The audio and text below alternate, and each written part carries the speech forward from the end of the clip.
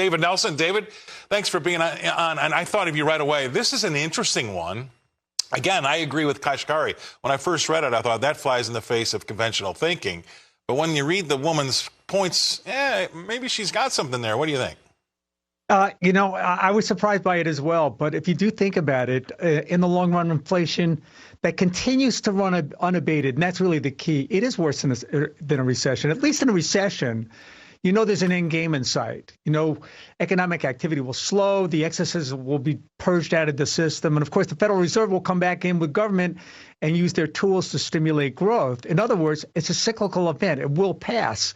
But inflation, it can build on itself. It can be there for a long time. It changes your economic thinking, your behavior, your DNA.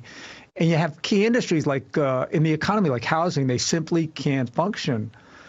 So I get what they're saying. And he's talking to his union members.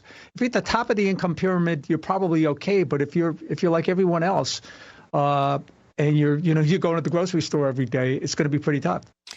And so part of me likes to hear that story about how they pull each other up by the bootstraps. I mean, I thought that was a nice, feel-good, fuzzy part of that story. But then when they switched over to this persistently high inflation, which arguably you can say we're fighting with right now because it's not really, we haven't really broken the back of it. That is really a tax that is hurting everybody. And the stats that really rocked me last week, David, were I didn't know. I used to cite 15% of America owns 85% of the stocks. That was my safe area, and it was pretty close to being true. But it's actually worse than that. It's 10% of America owns 93% of the stocks. So you got to say that 90% of America owns 7% of the stocks. They're not enjoying the riches of the upper class when we see these markets do what they're doing or real estate doing what it's doing. So, yeah, if you don't have the things that go up in an inflationary time, persistent inflation does have to hurt worse than pretty much anything else, right? That's the key point. You just made it, is that those at the top of the income pyramid, they have assets. So asset inflation is not necessarily a bad thing. Real estate, stocks, those kind of things weather inflation. But consumer staples, which we all have to go and buy, the pricing is inelastic. And what I mean by that is the price doesn't come down just because less people are trying to get it, because we know that's not true. We still need food, we still need gas, and we have to drive to the grocery to get it. So that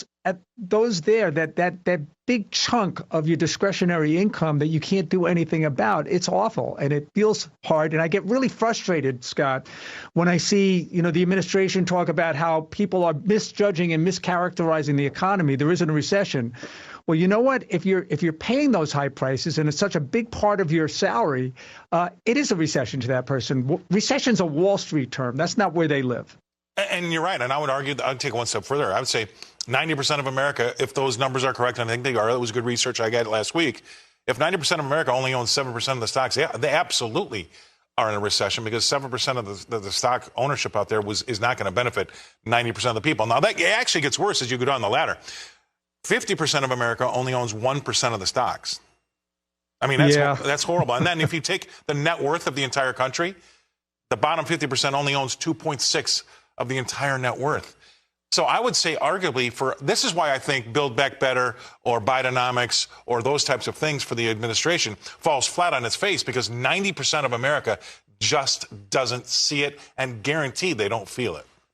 And the administration is throwing gasoline on the fire. You have monetary policy is trying to drain liquidity from the system, but the administration is pouring it back in and really undoing a lot of what Jay Powell and company are trying to accomplish.